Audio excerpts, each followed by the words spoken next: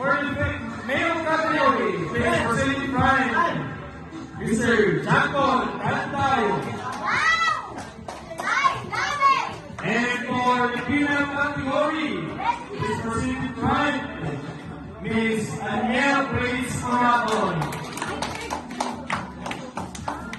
Okay, so sila po ang ating third place. And syempre, for the main event, please hold your hands and hold the breath. Kasi ang wala natin natawagin. Ang wala natin natawagin ay ang second place.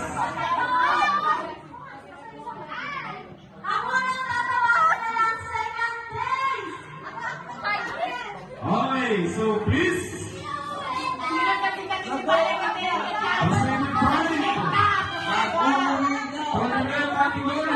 Mr.